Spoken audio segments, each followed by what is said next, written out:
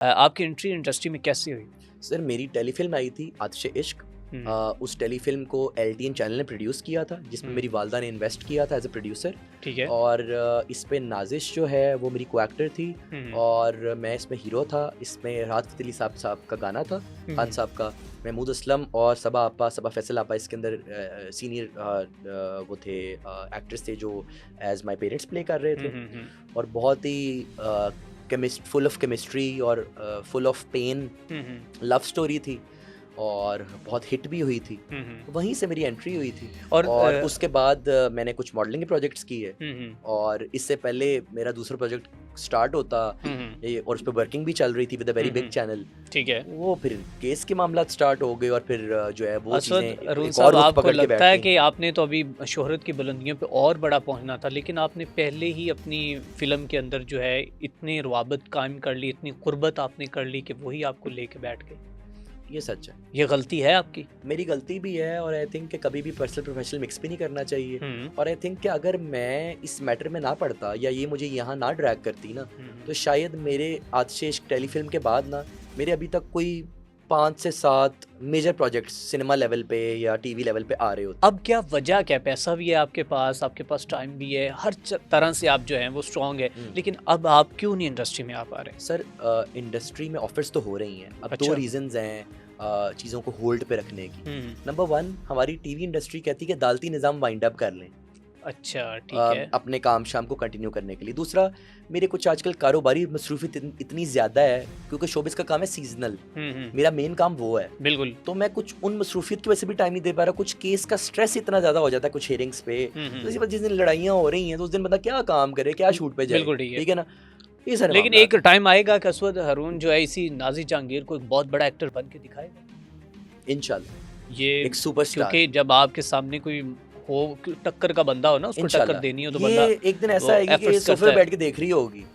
अच्छा, कि असवद इतना बड़ा स्टार बन गया और मैं तो रिटायर हो गई। ओए ओए ओए क्या बात है। मतलब कि वो रिटायर होगी और आप एक तब तक स्टार बन चुके हैं। 40 दी होने लगी तो रिटायर ही होना है, तो मैं 24 था तो मेरे तक आगाज हो रहे हैं। लेकिन आप 24 के वो सर वो मेरा ना फेवरेट एक्टर है शाहरुख खान और आई लव हिम सर। मैं उसे ना 2013 में उसकी चेन्नई एक्सप्रेस मूवी की ना रमजान में उसकी प्रमोशन के लिए वो आया हुआ था दुबई मॉल। मैं अपनी फैमिली के साथ वहाँ पे मौजूद था। ठीक है। और मैं वहाँ पे उसको वेव किया था और मैं बकायदा उसने खजूर और पानी के साथ रोज़ा खोला था और मैं वहाँ पे मौजूद था फ्रंट लेन में। ठीक है। हाथ भी मिलाया था।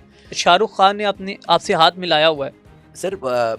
जो अभी प्रमोशन की स्टेज पे खड़ा है ना, मैं फ्रंट मिले हुए आप, तो मैंने ऐसे हाथ बड़ी बात है। वो तो सैकड़ों की तादाद में बाहर उनके 2013 में मैं तब 7 साल का, मेरे पास पिक्चर भी मौजूद है, आपको दिखाऊंगा। ठीक है। तो मैं इतना बड़ा फैन हूँ, आई लव हिम सर। मैं डाई हार्ड फैन हूँ सर, ये वीर ज़ारा का, दिल वाले का और ये शाहरुख खान की मूवीज का। सर शाहरुख खान ने एक बात की थी अपने स्टारडम पे, कहता है I am the last of the stars, कि मेरे साथ स्टार कभी दोबारा नहीं आएगा। ठीक है। तो सर अल्लाह पाक बचाए बड़े बोल से। सर एक दफा ये केस वाइंड अप होना सर, इंशाल्लाह ताला सर लोग कहेंगे कि कोई आया था। अच्छा, इंशाल्लाह ताला। ये मतलब कि आपके एम्स हैं, आप अपने आप सर एम्स थे ना, देखे ना, गलत डायरेक्शन में पैसा एफर्ट एनर्जी चली गई ना। बिल्कुल ऐसे ही। अब यही मेहनत अपने पे की हो तो कहाँ का कहाँ हो इंसान, कहाँ। लेकिन आपकी भी जिद है कि आपने इंसाफ लेकर रहना है। इंशाल्लाह सर जरूर। सर इस पॉइंट पे अगर स्टेप बैक हो गया ना, अवाम कहेगी देखा ना इसी में कुछ खराबी थी। ठीक है सर। अच्छा, अब इज्जत नफ्स अलाउ नहीं करता। ओके। असवद भाई, इंडस्ट्री में आप समझते कोई मुनाफिकत भी है? क्योंकि इंडस्ट्री के बड़े गिले शिकवे किए जाते हैं। इंडस्ट्री के बारे में आपके किस किस के साथ अच्छे ताल्लुकात हैं? सर बहुत से एक्टर्स एक्ट्रेसेस दोस्त हैं, बहुत ही रिस्पेक्टेबल इंडस्ट्री है, बहुत ही प्यारी इंडस्ट्री है। कुछ लोग ऐसे हैं बीच में जो मुनाफिकत करते हैं और फिर पूरी इंडस्ट्री गंदी होती है। ठीक है। और दूसरी बात तो ये है कि पॉलिटिक्स है, टांगे बहुत खींचते हैं, जेलसी बहुत ज्यादा है। ठीक है। लेकिन सर मुनाफिकत उसी हद तक है, पर्सनल हद तक नहीं है। ठीक है। तो अब एक मुनाफिकत का केस आप मुझे डिस्कस कर रहे हैं। ठीक है। ये नाज़िर जहांगीर अदाकारा का। अच्छा, आप कहेंगे जातियत पे बात हो रही है। बिल्कुल, खैर वो आपने अपना जवाब दे दिया। अच्छा असवद भाई, अब बताइएगा मुझे कि एक शख्स, कोई मेरे जैसा भोला भाला बंदा कहता है यार मैंने इंडस्ट्री में जाना है, मैं फिल्म ड्रामा करना चाहता हूँ, उसके पास अगर पैसा नहीं तो क्या वो एक्टर बन सकता है या एक्ट्रेस बन सकती है? बिल्कुल सर बन सकते हैं। कराची में ऑडिशंस होते हैं। ठीक है। आप ज्वाइन करें। हमारी फिल्म अकेडमीज है, हमारा नापा स्कूल है, ऑनरेबल इदारा है, ज्वाइन करें, थिएटर से स्टार्ट करें, टीवी में जाएं ऑडिशंस दें, आप हम्म। कमर्शियल्स और मॉडलिंग के शूट्स करेंगे, आपका चेहरा क्लिक कर दिया तो वो आपको बड़े चैनल्स टीवी सीरियल्स में उठा लेंगे।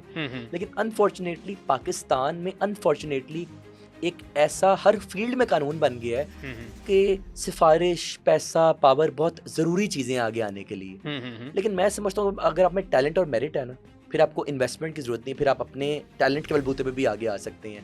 लेकिन मैंने आप investment- में आई थिंक टैलेंट नहीं था, आप इन्वेस्टमेंट करके नहीं आए। नहीं सर, मुझ में टैलेंट था, लेकिन फिर मसला आपने क्या आ रहा इतनी था, बड़ी मेरी ना इन्वेस्टमेंट क्यों की? मेरी शोबिज इंडस्ट्री में सिफारिश नहीं थी क्योंकि मेरा कारोबारी बैकग्राउंड था। आपने तो पैसा अंधा बहा दिया। मैंने इन्वेस्टमेंट इसलिए की as a actor and as a producer because मैं ये समझता हूँ कि मुझे छोटे रोल से स्टार्ट नहीं करना था। ठीक है। मैं लीड पे आके बेशक इन्वेस्ट करके आ गया, मानता हूँ इस बात को। मैं अपना परफॉर्मेंस अवाम को और अपने फेलो प्रोड्यूसर डायरेक्टर्स को दिखाना चाहता था कि शायद उस रोल से मैं क्लिक कर जाऊँ तो फिर मुझे शायद वो किसी और चैनल में किसी अच्छे लीडिंग रोल में कास्ट कर लें। तो ये चीज़ थी। अब दोबारा तो कभी इंडस्ट्री में किसी के साथ इतनी अटैचमेंट तो नहीं होगी ना? सर मेरे प्यो की तौबा से। तौबा कर ली आपने? सर मेरी तौबा अस्तगफिरुल्लाह पढ़ ली। कभी भी नहीं अटैचमेंट सर नेवर सर। चलो ठीक है, आखिर में क्या पैगाम देना चाहेंगे? पैगाम ये देना चाहूँगा कि अपनी ज़िंदगी को ना एंजॉय करें। पता नहीं कितने पल हैं हमारे पास। मेरा एक गार्ड था सफ्तर, अल्लाह पाक उसको जन्नत नसीब करे। He was only 32। Last week cardiac arrest से फौत हो गया। लास्ट हियरिंग पे मेरे साथ था कोर्ट में, और नेक्स्ट हियरिंग पे ही इज नो मोर। जिंदगी इतनी सी, अगले पल का नहीं पता। बिल्कुल ऐसे।